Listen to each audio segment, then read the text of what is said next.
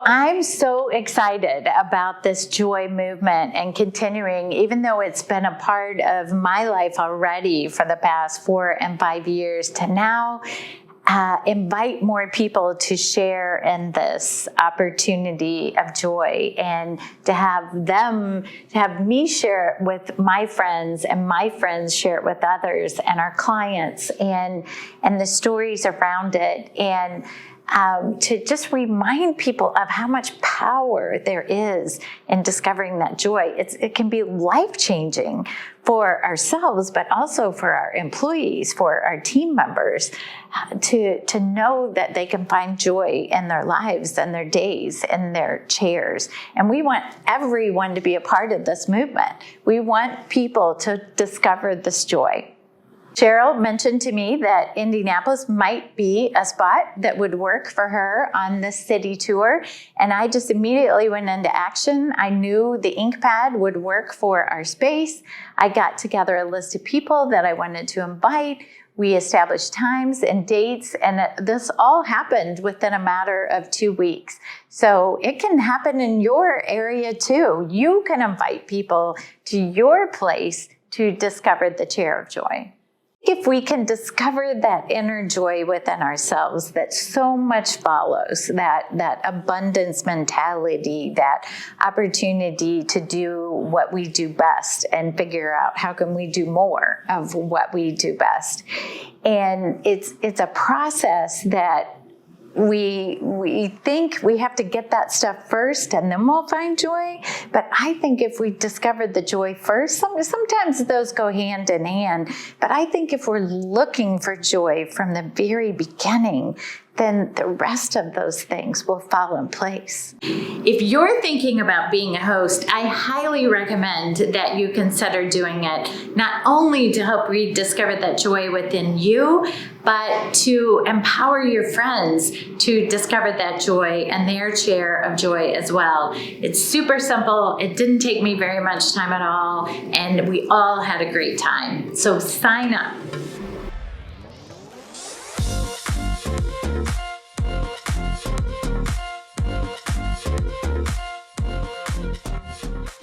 I'm JoDee Curtis, and we are here at the Ink Pad in Carmel, Indiana, just outside of Indianapolis. And I met Sherilyn just total coincidentally. We were working with Jeffrey Cheney, and he said, "You've got to meet my friend Sherilyn." And Sherilyn and I connected, and she said, "I've got this activity going on tomorrow," and boom, we've just connected and keep connecting. So I'm the owner of Purple Ink, which is an HR consulting firm based in Carmel, Indiana, and we do all things HR, recruiting, leadership development training, consulting, career coaching, and outplacement. We've been in business for 10 years, and I'm the author of 3 books in a series called the Joy Powered series, Intentionally Creating Inspired Workspaces, the Joy Powered Family, and the Joy Powered Team. So joy came to me over a period of years as I had interviewed and recruited people for many, many years, and I was fascinated with the fact that people didn't find joy in their work. And I just couldn't relate to that. Not that my career was perfect, but when I found myself in a spot where I wasn't finding fulfillment and joy in what I was doing, I moved on to something new. Sometimes that was an internal position, and sometimes it was moving to a new organization. So I was fascinated with people I would interview who would say, "Oh, I've been there for 10 years and I never did like it," or I've never been happy, or I've never used my strengths. And I decided that I wanted to research that more and discover why people were sacrificing their own joy. I think people would get comfortable. They would get comfortable with their salary. They would get comfortable with their peers, with their surroundings. Were afraid to take a risk. They were afraid to move on. And they just thought they could be fine. And fine just doesn't work for me. I think people need more than fine for themselves.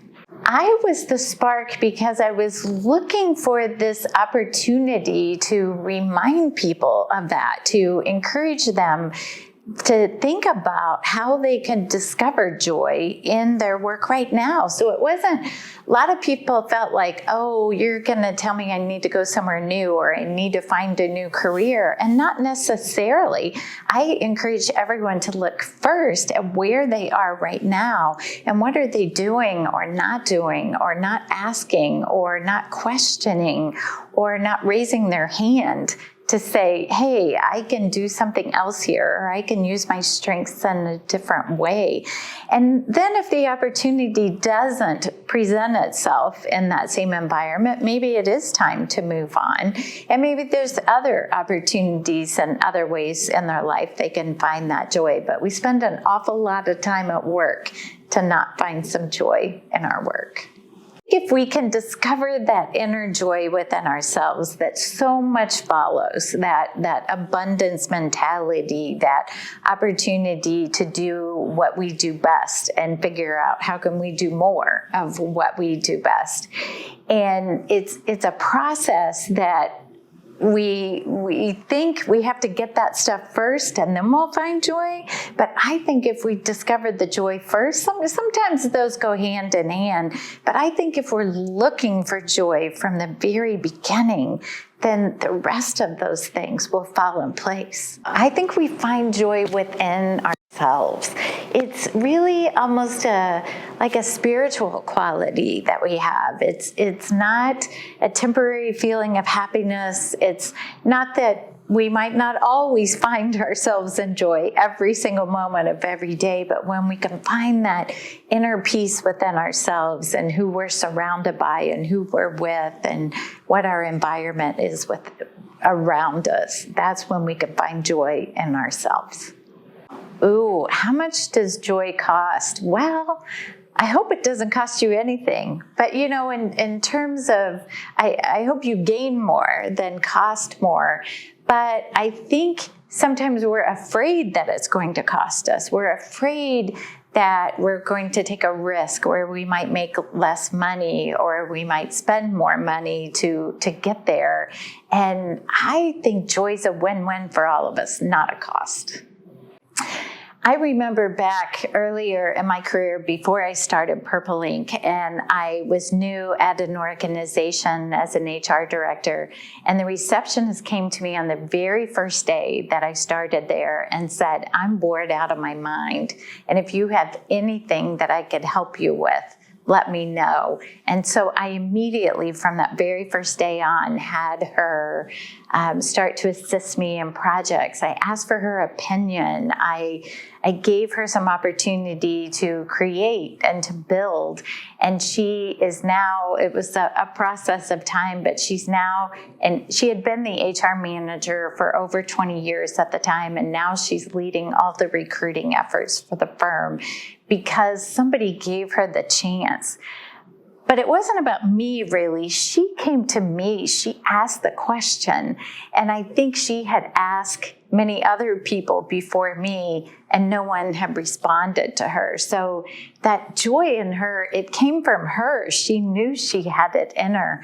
I just was able to enable her to discover that more within herself.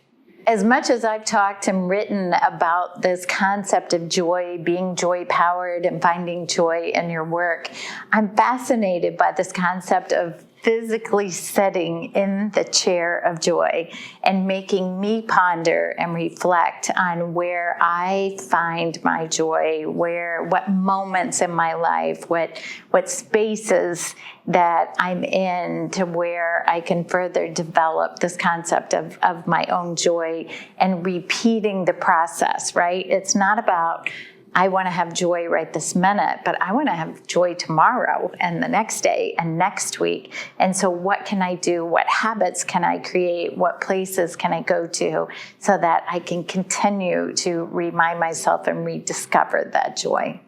After sitting in my chair of joy, my original chair of joy was a virtual chair of joy. And now every time I sit in that chair again. For me, my chair was a bar stool in my office where I sit on it, I lean against it, I use it for support when I'm speaking and training. And I find those moments is when the best of me comes out to others, is when I'm speaking and training others. So I'm so reflective every time now when I have that opportunity to be with my bar stool chair of joy and reminding myself what an opportunity it is, and that I'm so grateful to have those opportunities. In talking about my experience in the Chair of Joy, I was so thrilled to speak and work with Cheryl to bring the Chair of Joy to Carmel, so that I had the opportunity to invite my friends, my coworkers, my peers to also experience the same feeling with them. And that's been really powerful for me too, to not only reflect on my own moments, but to have others discover theirs as well. The people that I've invited to be in the Chair of Joy today are people that I'm around frequently, that I work with, that I volunteer with, and I feel like it will continue to cement our relationships so that we can continue to share and bring up this topic of the Chair of Joy, and to share what our joy moments are with each other. I'm already thinking that our purple Chair of Joy will be a lounge chair, which will be an opportunity for people to sit and reflect, maybe working on their computer or being on the phone, but an opportunity for them to really find relaxation and feel differently when they enter that lounge chair, that purple lounge chair of joy. I would encourage all of my clients and my peers and friends to think about having a chair of joy in their office, in their building, in their space. And of course, space is different for all of us now, right? So whether that's a physical chair or an opportunity to reflect on that virtual chair of joy, that we can create spaces and opportunities for people to be in those.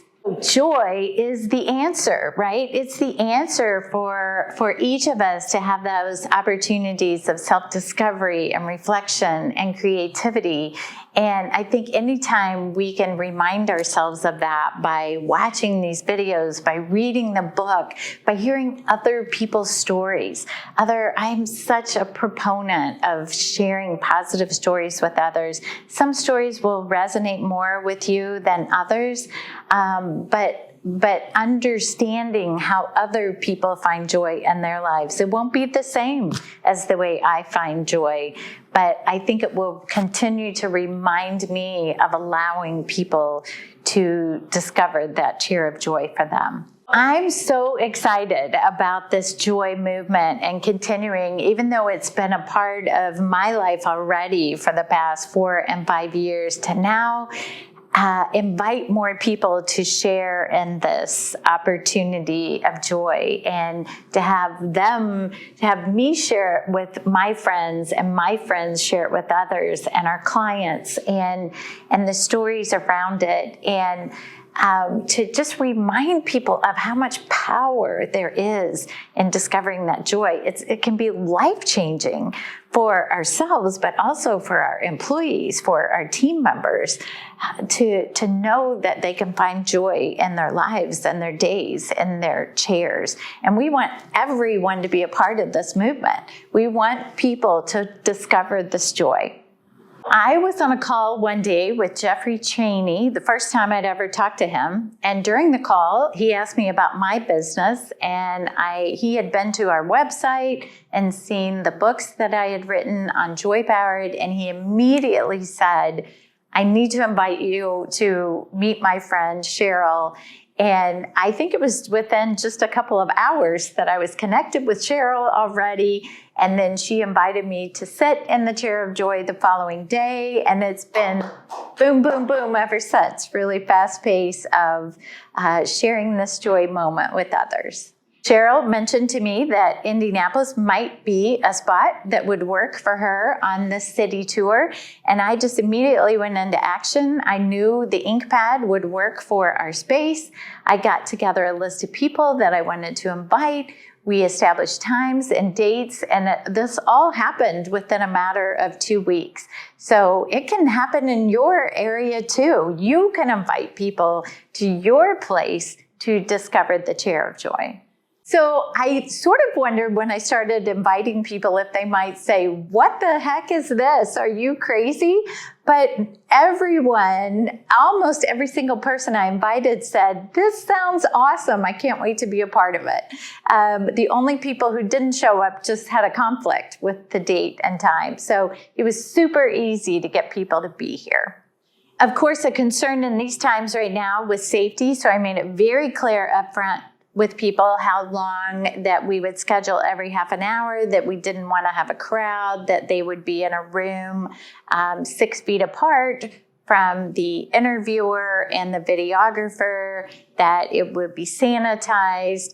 I overbooked a little bit in case someone had to back out or wasn't available, and it all worked out beautifully. So at the end of our day of having the Chair of Joy in the ink pad, it was so exciting for me to hear the comments from my friends about their experience, and that they were so excited to have been invited, to have been included, and can't wait to see the finished product and to begin their own movement of joy. We have found joy in our work that we can share with others and our clients. So joy is the answer.